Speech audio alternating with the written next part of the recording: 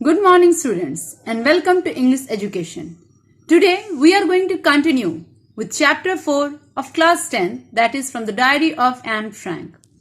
In the previous class we had done till कि Anne Frank जो है उसने डायरी लिखना क्यों शुरू किया, उसने अपनी डायरी की शुरुआत में क्या किया। पहले तो उसके लिखने की वजह थी कि she doesn't have a friend, उसके पास फ्रेंड नहीं था इसलिए वो डायरी लिखना चाहती थी।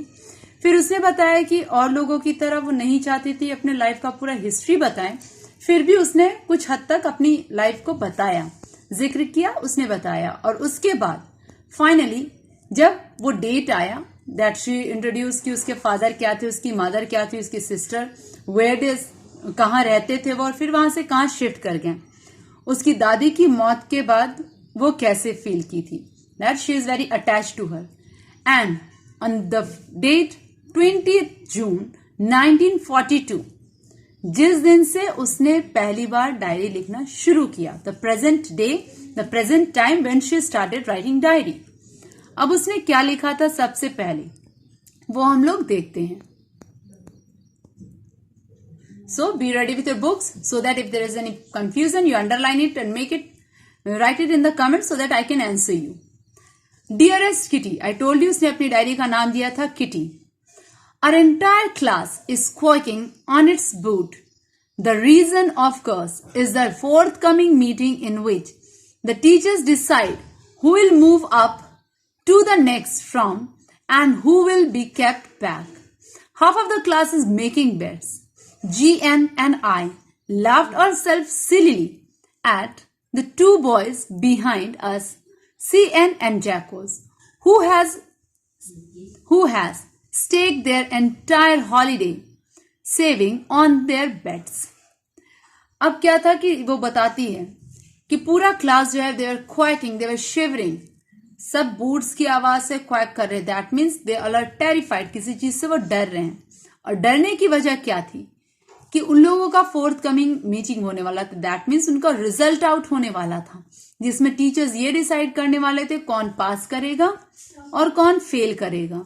You all feel afraid, result के पहले दिन आने वाले दिन में you all feel the same thing, you all scared, you all feel somewhat terrifying, कुछ नेचर हो जाता है कि हाँ बहुत डर रहे हैं, पता नहीं क्या होने वाला है, कौन फेल करेगा कौन पास करेगा, ये चीज का रिजल्ट आने वाला था।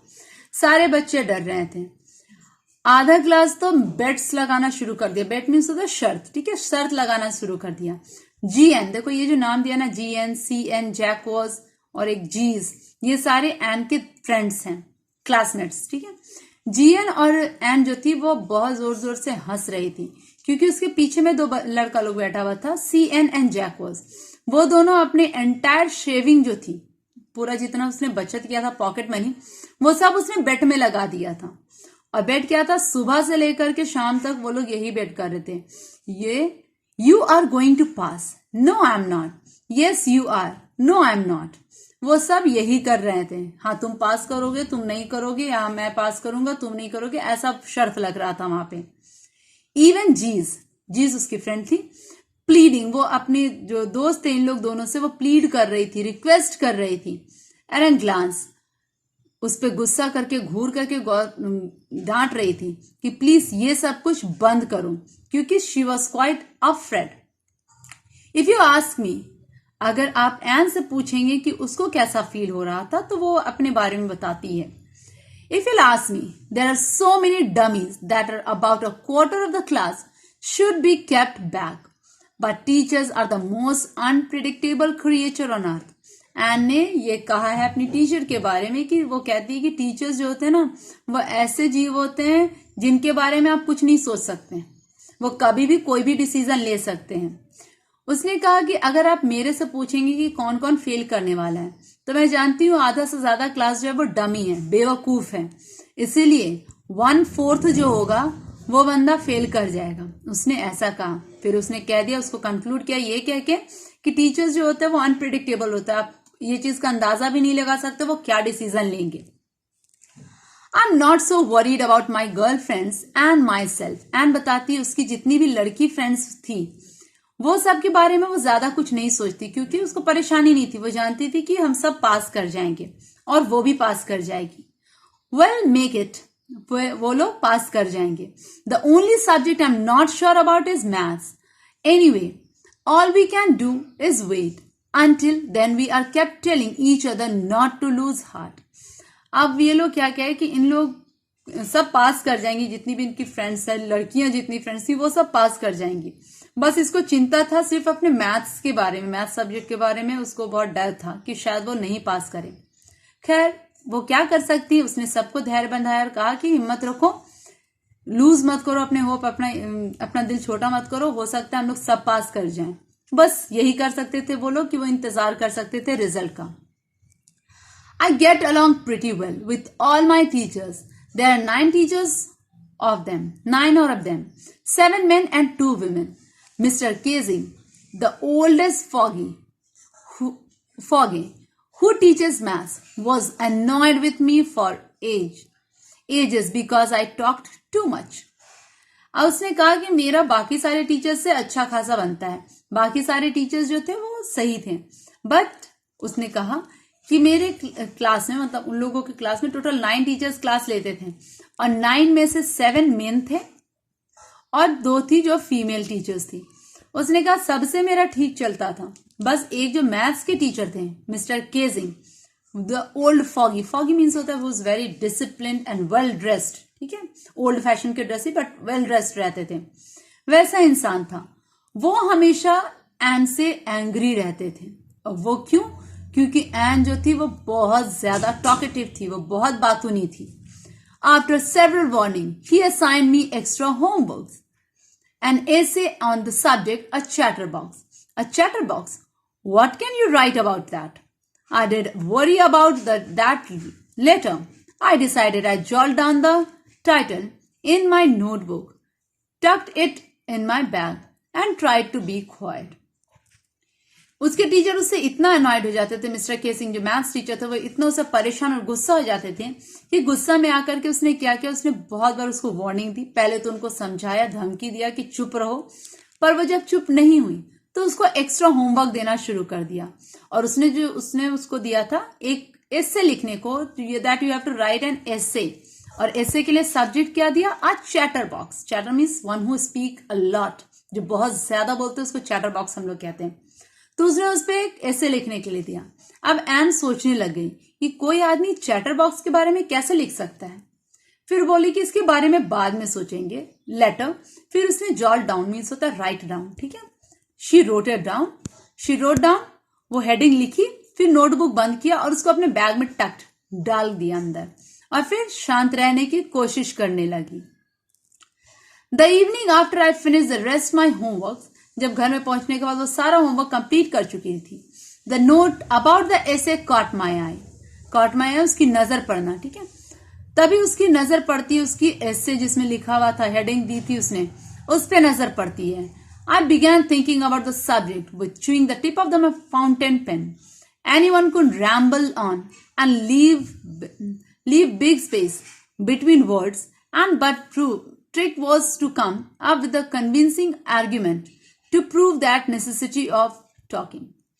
अब क्या था, उसने जैसे उसको नजर पड़ा कि उसको एक और एक्स्ट्रा होमवर्क मिला है, अब वो थोड़ी देर शांत हो जाती. फिर उसने अपना फाउंटेन पेन उठाया और उसको च्यू करके, उसके टिप को च्यू कर, बहुत को आदत होती है जब वो सोचते तो या तो नाखून चबाते हैं या फिर वो पेन का टिप चबाना शुरू कर देते हैं.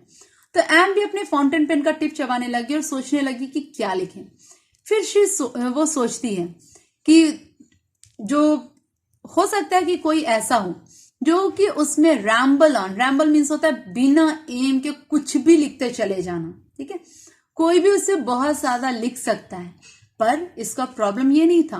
वो चाहती थी कि वो कुछ ऐसा लिखें जिससे वो गलत साबित ना हो कि talking is a bad quality. वो अपनी क्वालिटी को वेरीफाई करना चाहती थी कि वो सही करती है. तो वो चाहती थी कुछ ऐसा लिखे जिससे नेसेसिटी ऑफ टॉकिंग पता चले, ना कि उसको बैड क्वालिटी, नेगेटिव क्वालिटी बताया जाए, और वह वैसा लिखना चाहती थी. आई थॉट एंड थॉट, वो बहुत सोची, and suddenly I had an idea, और फिर उसको अचानक से आइडिया आता है. I wrote 3 pages mister Keesing has assigned me and was satisfied. I argued that talking is a student's trait and that I would do my best to keep it under control. उसने 3 page इस heading पे chatter box पे लिख डाला। वो चाहती जो कि मिस्टर केजिंग ने उसको दिया था, और वो कुछ ऐसा था कि जो सेटिस्फैक्ट्री है, वो संतुष्ट थी वो उतना लिख करके। उसने क्या लिखा, उसने इस बात पे चर्चा की कि जो बात करना टॉकिंग है वो स्टूडेंट्स का अधिकार होता है। दे हैड वो चीज कहते हैं ना कि हाँ ये हमको मेरा अधिकार है, वो नहीं छोड़ सकते। तो उसने कहा ये मेरा अधिकार है स्टूडेंट्स का, इसलिए मैं कोशिश करूंगी इसको कंट्रोल में रखने का, ज्यादा नहीं बोलने का। It's the quality of the student that never ends. एक स्टूडेंट की क्वालिटी होता है बात करना, और अगर वो बात करना छोड़ देगी तो वो स्टूडेंट नहीं कहलाएगी, उसको ऐसा लगता है। इसलिए उसने सोचा कि वो खत्म नहीं कर सकती है, पर हाँ कुछ हद तक वो कंट्रोल कर सकती है। Then she started, but that I would never be able to cure myself of the habit, since my mother talked as much as I did, if not more, and that there's not much you can do about inherited traits. उसने कहा कि हाँ उसको वो control करना तो control कर सकती है, कोशिश करेगी, पर पूरी तरह से ठीक कर देना, उस हैबिट को सुधार देना, ये उससे नहीं हो पाएगा, क्योंकि ये जो क्वालिटी है अबाउट टॉकिंग शी इनहेरिटेड, उसको उसकी माँ से मिली है। इनहेरिटेड मीन्स होता है जो क्वालिटी जो खूबी आपको अपने पेरेंट्स से आप तक ट्रांसफर होती है, that is called inherited traits. ठीक है, इनहेरिटेड क्वालिटीज उसको कहा जाता है। उसने कहा ये बात करने वाली जो आदत है वो उसकी माँ से पास ऑन हुई है, इसलिए वो उसको छोड़ नहीं सकती है और कोई इसको छुड़ा भी नहीं सकता है। Mister Keesing had a good laugh at my argument. Mister Keesing जो थे वो उसके उस आर्ग्यूमेंट पे, उस ऐसे पे अच्छे से मुस्कुरा दिए, उसको बुरा नहीं लगा, वो सेटिस्फाइड थे। But when I proceeded to talk my way through the next lesson, he assigned me a second essay. The time this time it was supposed to be an incogable chatterbox. I handed it in, and Mr. Casing had nothing to complain about for 2 whole lessons. However, during the 3rd lesson, he did finally had enough. And Frank, as a punishment for talking in class, write an essay entitled "Quack, Quack, Quack," said Mistress Chatterbox. अब जब वो mister केजिंग को ये चीज दी, अपना पहला ऐसे दी, तो मिस्टर केजिंग मुस्कुराए और छोड़ दिए कि ठीक है चलो कोई बात नहीं। फिर दूसरी बार वो अपनी आदत सुधार नहीं पाई, तो उसने उसको फिर से नेक्स्ट लेसन में फिर बात करने लगी, तो उसको दूसरा ऐसे दिया गया, एन इनकॉजिलेबल चैटरबॉक्स। इनकॉजिलेबल मीन्स होता है, कॉरिएबल मीन्स होता है जो आदत कभी सुधर नहीं सकता, बोलते ना नहीं सुधरने वाला है, इसको जितना समझा दो। तो वैसे ही उसने ऐसे दिया था, वैसे चैटर बॉक्स जो कभी सुधर नहीं सकती है। उसने दूसरे लेसन को भी अच्छे से लिखा और मिस्टर केजिंग को वो थमा दिया। अब मिस्टर केजिंग जब उस ऐसे को देखते हैं तो फिर लगभग 2 लेसन तक, मतलब 2 क्लास तक वो उसको कुछ नहीं बोलते, जबकि वो कितना भी बात करी थी वो उसको टोकते नहीं है। पर जब बात इसका बहुत ज्यादा हो जाता है एन फ्रैंक का, तो मिस्टर केजिंग जो थे 3rd लेसन में फाइनली ही गॉट इनफ, उसने बोला बहुत हो गया। और फिर वो एन फ्रैंक को कहते हैं, एन फ्रैंक, मैं तुम्हें पनिशमेंट के तौर पे ये ऐसे लिखने दे रहा हूं जिसका टाइटल है quack quack quack said mistress chatterbox.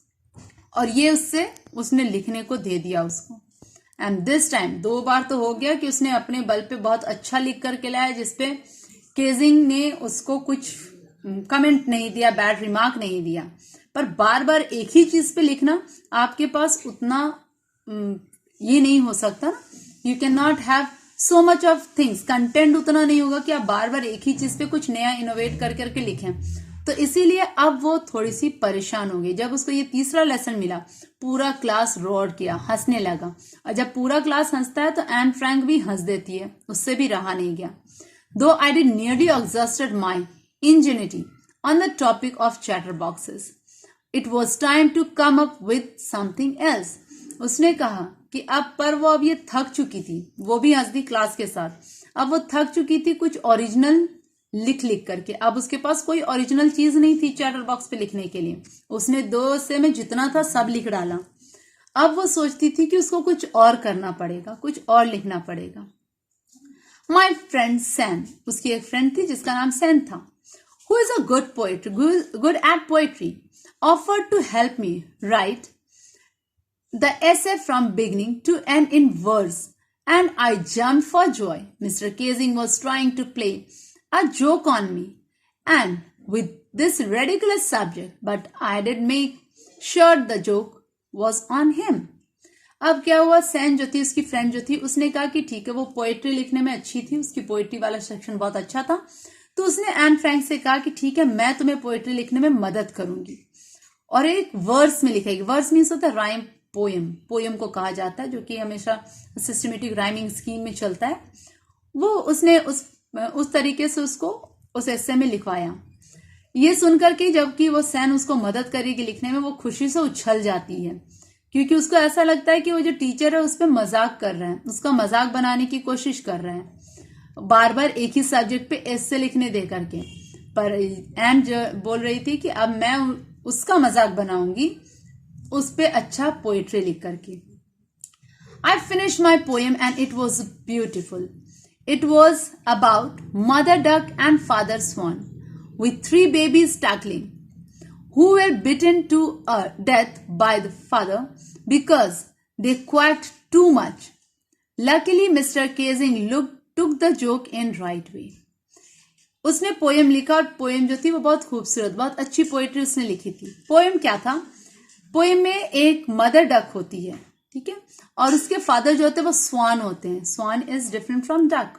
उसके फादर स्वान थे और उस मदर डक के 3 बच्चे थे जिसको उसके फादर ने मार डाला था। स्वान ने उसको मार डाला था। मारने की वजह यह थी कि जो बच्चे हैं वो बहुत क्वैक करते थे। क्वैक, बत्तख की फितरत होती है, वो क्वैक क्वैक करेगा, और फादर जो है वो दूसरी प्रजाति का, वो स्वान है, तो उसको ये क्वैकिंग नहीं पसंद थी, तो उस फादर ने इन 3 बच्चों को मार डाला।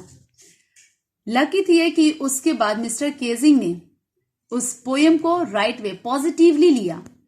उसने जब पोएम पढ़ी, he read the poem in the class, वो क्लास में पूरे सबके सामने पोएम पढ़ते हैं, एडिंग हिज ओन कमेंट, और उस पर वो अपना भी कमेंट ऐड करते हैं कि उसको पोएट्री अच्छी लगी।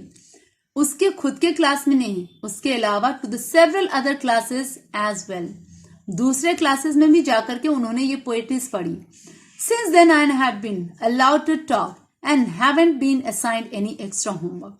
उसके बाद से एन फ्रैंक को क्लास में बात करने का परमिशन मिल गया और उसके बाद एक दिन में मिस्टर केजिंग जो थे उसको एक्स्ट्रा होमवर्क नहीं दिए। ऑन कॉन्ट्ररी, उसके बजाते ये हुआ कि मिस्टर केजिंग जो थे वो खुद भी क्लास में जोक्स करना शुरू कर दिए, मजाक करना शुरू कर दिए। योर एन, दस द डायरी एंड्स, और उसने आखिर में लिखा योर एन क्योंकि ये एक डायरी एंट्री थी उसकी। ये एक्सट्रैक्ट्स मैंने तुम लोग को पहले भी बताया था, it's taking from a novel the diary of a young girl by Anne Frank, उसकी नॉवल से लिया गया है। And from this we come to an end. You have to complete all the questions, that is oral comprehension check, वो करना है, and thinking about the text, ठीक है, ये आपको कर लेना है। Rest thinking about the language, you don't have to do that. If it is necessary, I'll let you know, ठीक है। Till then, complete all your work, and I had given you one extra question that you have to write a bio sketch on Anne Frank, ठीक है, आपको ये करके रखना है। अगर कोई प्रॉब्लम हो, if you don't understand any of the thing, you can write it in the comment, I have, बस मैं आपको उसको सॉल्व करने की कोशिश करूंगी। If you don't have the book, please copy download the e books from the net and complete the work. Till then, take care, good bye.